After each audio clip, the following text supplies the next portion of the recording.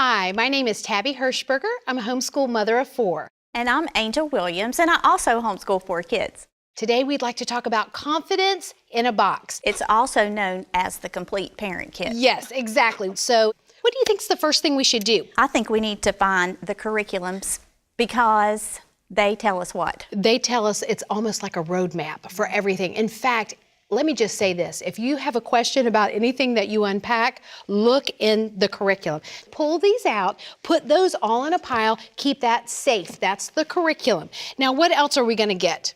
We're going to need to have all of the test keys, right? And in first grade, they have 2 tests that they take, letters and sounds and arithmetic. So that would be the only 2 test booklets that we're going to have. They're going to be already up there. And along with that, answer keys that go with them. We need to tell them that the curriculum has pictures on the front of the books that the curriculum goes with. So that's very nice. You'll see history, science, and health. Well, what are the history, science, and health books? They're right here pictured for you.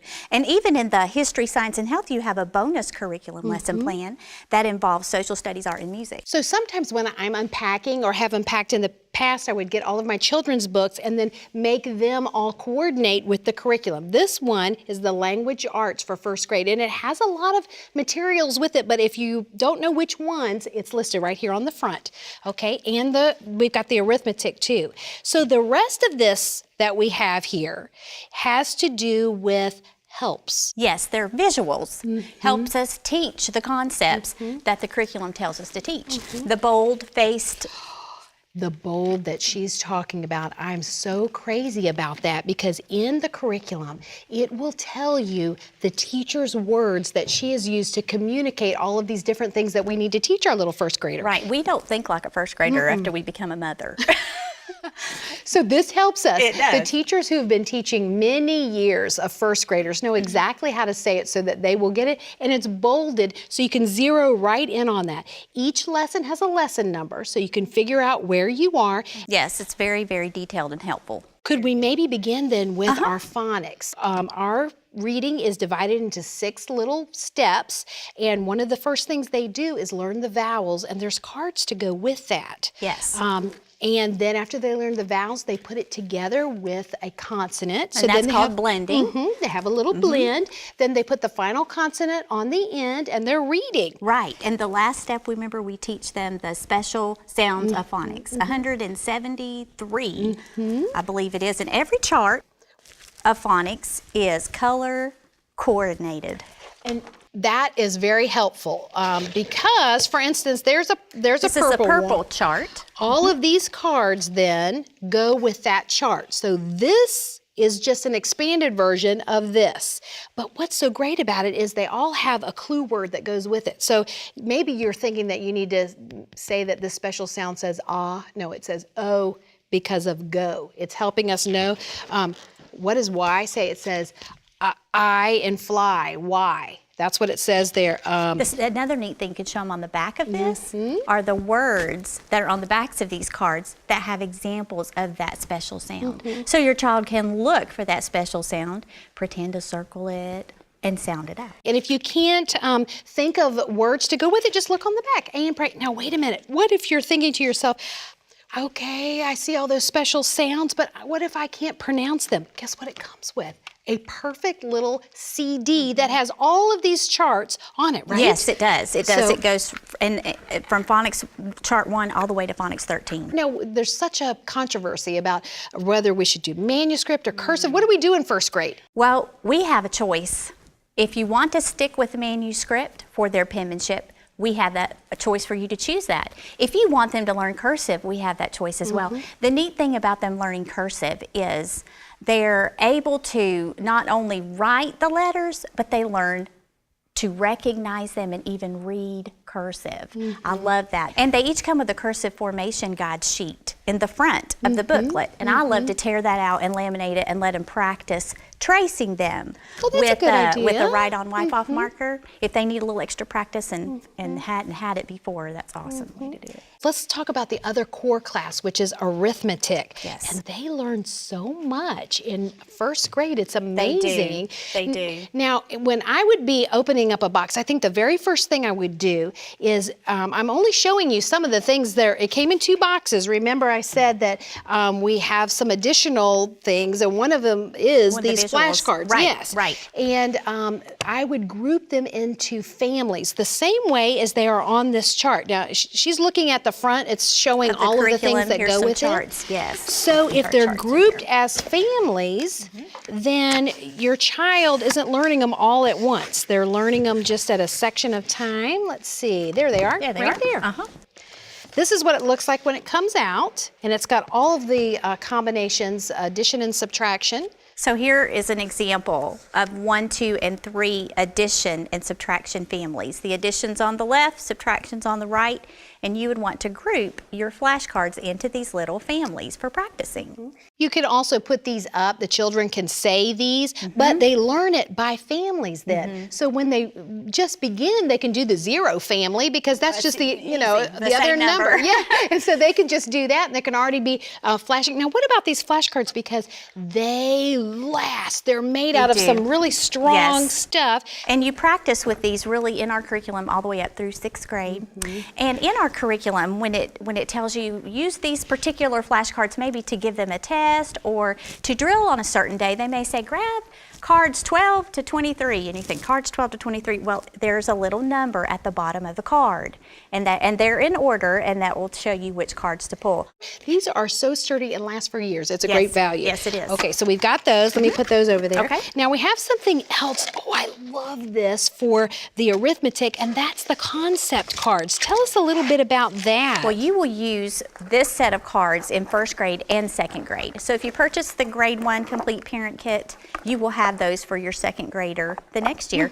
These concepts are not just 1 or 2 different things. They talk about measures, shapes, money, calendar, months of the year, Roman numerals, just a whole variety of concepts that you will teach your child in 1st grade. Some people are amazed that kids learn how to count money in 1st grade, but they do. They learn how to add, that they count by 10s and 5s and learn how to recognize them.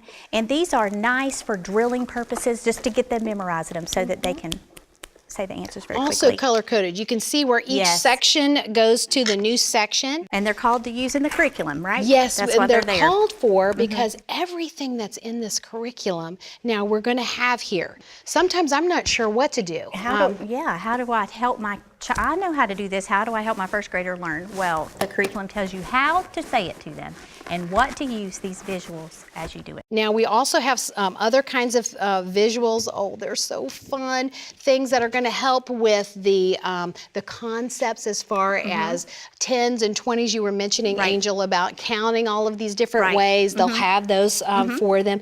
And it's always a visual. And along with that, let me let you put that up there, is the dot card combinations. It's so much about combinations for the little one, and they can memorize these, and in fact, it gives their brain a real workout. They're ready to roll. It's amazing how they can learn it, but they need to see it. So, for instance... These are not dominoes, even though they look like Exactly. And you can't really see, but there's a place where you would cut it in half. So this is actually two cards, you know. So we're visualizing now 1 plus 1, and we're seeing what it makes there on the other side. 3 plus nothing, 3 plus 0 in that family. And you can also use these to teach subtraction as well, because you could say 2 minus 1 is 1. So you can teach both with these, and it just helps them visualize. Oh, I love these cards. These are all of the number flashcards up to 200, and again, you can't see, but you cut them.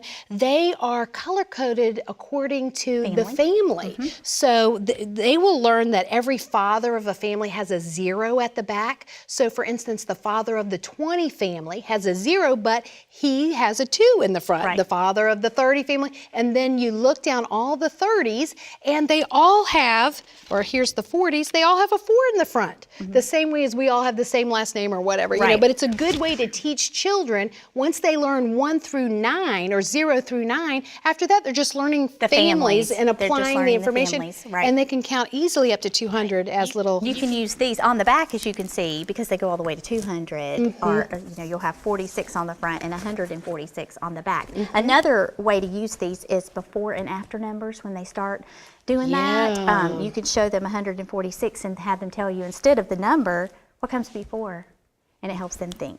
Yeah, that is great critical thinking, actually, when you have to think ahead or and behind. Yes. And so that visual aid then will really help. So that's kind of taking care of our core classes. Oh, here's some games. These are arithmetic games. So you have little pop-out, these are fish, so this must go with one of our ocean games. Yeah. So you can play some type of combination game, some type of before-after game, and their reward is to get to put a fish in the water. Yeah, and do you have to think of the game? Absolutely not. It's in the It's all curriculum. right here. It's right in the front matter, all in the front. Yes. Filled with all these great games that Yes. you can play, and here are the pieces for them. Pop that out and then just play them. And they come with the complete parent kit. So we've done the core classes, we've done, you know what, I don't think we mentioned the seat work. No, we did not. Oh, this is so good for mamas because seat work equals independent work. You mean that a little first grader could be trusted to work alone? This program actually encourages some work where they're doing a little bit of independent work. Right. Well, how in the world am I going to think up all this independent work? You know, I have all my other children that I need to teach. It's in this book right here, Seat Work. In your curriculum as well, where you have a seat work curriculum, right which is in here, it will list for you 1, 2, 3, 4, 5, the items for them to do. Sometimes it's a worksheet that's in their arithmetic book that they finish from class. Sometimes it may be a writing in their writing, cursive writing book or manuscript book, and then sometimes they will be copying some of these charts. And you think, is that just busy work? No. That is teaching them things. It's teaching charts that they copy. Plus, in the curriculum, it will tell you what is typical, how long a typical first grader could sustain this independent work. So you know, am I asking too much of my child, or is this appropriate? Now, that's not all. We've got the core classes, the handwriting, the spelling, but we have to have some fun. And in the afternoons, or whenever you, in your schedule, create your schedule. What do we call that when we, It's kind of like an activity time. So we would have history and science. Science in first grade, yes, and a little bit of health. We want them to brush their teeth and take a bath. And, well, you know what? We can see the seeds of a lot that is going to go in upper elementary and then into junior high and high school is starting right here in the first grade. Now, we cannot leave the end of the day without some singing. I know you love music. Can you tell us a little bit about this? Oh, yes. You get a CD. And then you also get the booklet that goes along with the CD. So these are songs that you sing for fun. They can have action to them. It gets out their energy, and you'll find them running around singing these songs. And so it's just, and some of them are teaching songs. Some of them teach you even the formation of your numbers. Some of them, are just seasonal. Some of them, and just fun. And if you're not a singer, it's okay, because you have a CD that will help you. They're fun songs at a time when children are ready to help and they want to do it, so they're appealing to that. Definitely. You know, Angel, all of these things that come out of this box make me feel as if it's doable. We can do it. It's possible. You know, it's a lot to worry about our children's education, but this seems to take the burden off. So we so appreciate the confidence in a box that we get with this program that's called the Complete Parent Kit.